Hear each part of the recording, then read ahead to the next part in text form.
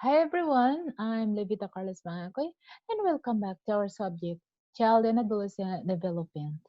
And we are now in Module 3 with the topics physical development. And with this physical development, we have the development of motor skills, the patterns of physical development, the stages of physical development, and the concept of developmental tasks. Why we need to study physical development?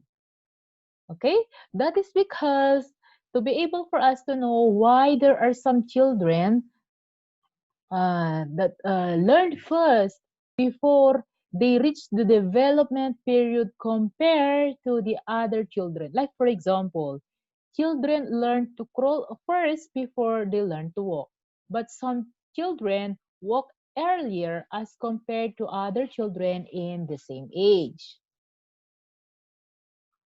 So we have now here the physical development.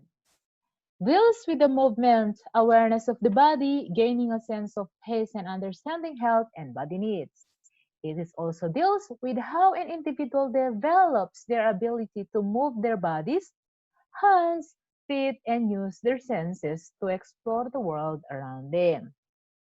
And we have the development of motor skills. Motor skill development refers to the age-related changes in the efficiency of voluntary physical movement, and child become more capable of performing increasingly complex action. Okay. In short, motor skills development means the physical growth and strengthening of child's bones, muscles, and the ability to move and touch their surrounding.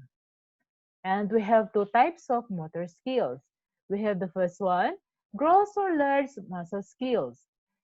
These are physical skills that use large body movements like muscles of arms and legs or the entire body. And actions requiring gross motor skills include walking, running, balance, and coordination. So these skills were developed through the use of large muscles in our body, but in a coordinated and controlled way. Number two, we have the uh, fine or small muscle skills. Involve the smaller muscles in the fingers, toes, and other areas in order to perform precise or smaller movements like writing, drawing, grasping objects, throwing, waving, and catching. So, meaning we achieve these skills using our smaller muscles. Like, for example, the playing of Play-Doh. So, it includes also, it is in coordination of our wrist and fingers. But in a coordinated way, and of course it includes also the synchronization of our eyes. Next, we have the patterns of physical development. The first one, large muscle develop before the small muscles in the body's core, legs, and arms develop before those in the fingers. Okay, this is why when we draw, we use our large muscle first, because first the large muscle develop first before we use the small muscle which is in our fingers to help us hold on the pencil. Next, number two, the center of the body develops before the outer regions. Muscles located at the core of the body become stronger and develop sooner than those in the feet and hands. This is why first we have our backbone. Okay, our backbone from the back is the one holding the framework of muscles in our back, in our body. Number three, development goes from the top down or from the head to the toes. And this is why babies learn to hold their heads up before they learn to crawl. Or this is the top to bottom development. Next, we have the stages of physical development. As you can see, from 0 to 1 year old, They put everything in their mouth. 4 months sits with support. 8 months stand. 9 months crawls and fear of falling, and 12 months pincer and grabs. These are the physical development, and even there is a motor development. There is from 0 to 1 year, 1 to 2 years, 2 to 3 years, and 3 to 4 years. These are the physical development that happen on a child. So physical, when we say physical development, these are the stages of physical development. These are the uh, age period when certain needs, behaviors, and experiences and capabilities that are common and different from each other age period. Next, we have the development of concept of developmental task. According to Robert Habigers, developmental task is a touch which arises or about certain period in life of the individual. There are three sources of developmental tasks by Habigers. The first one, tasks that arise from physical maturation, learning to walk, control of bowel and urine behaving in an acceptable manner to opposite sex, and adjusting to menopause.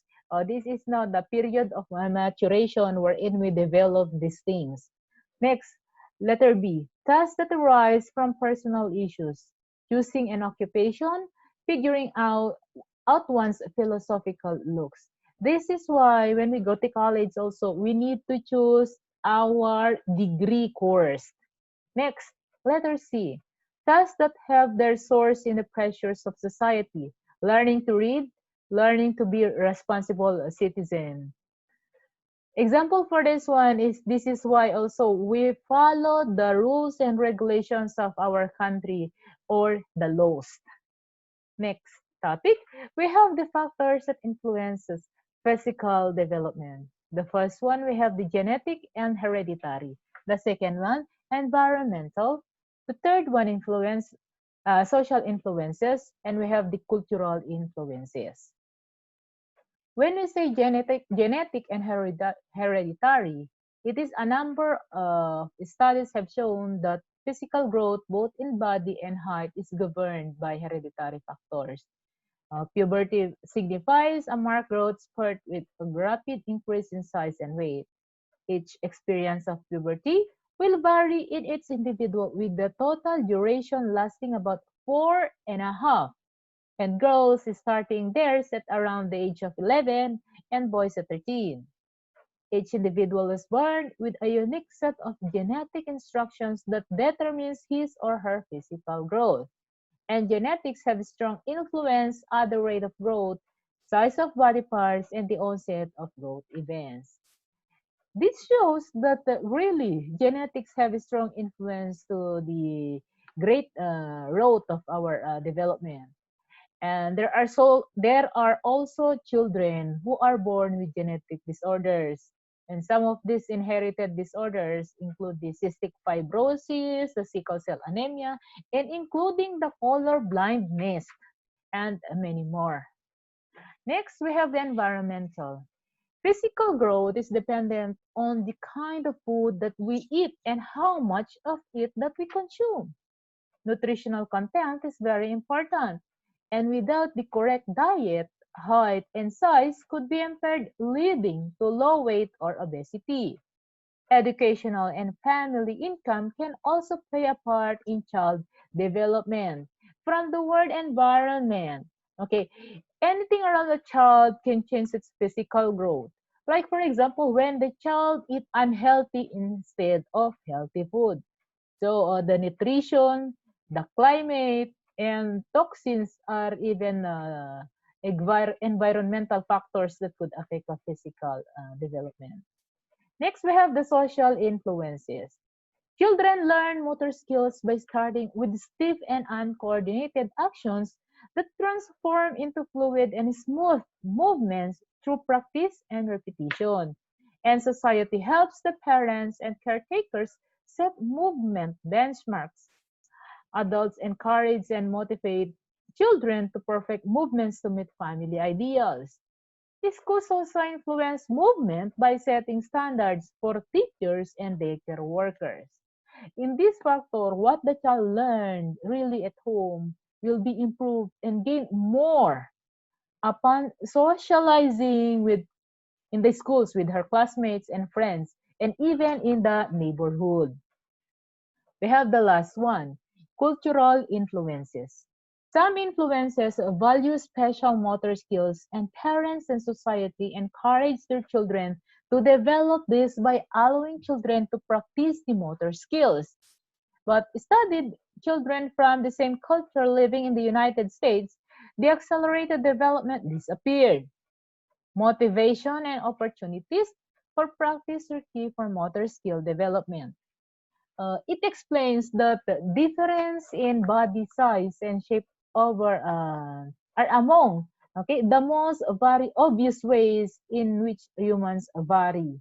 As the saying goes, different place, different culture, and different culture means coming from different race, in which the physical development of an individual comes from different ancestors also and species.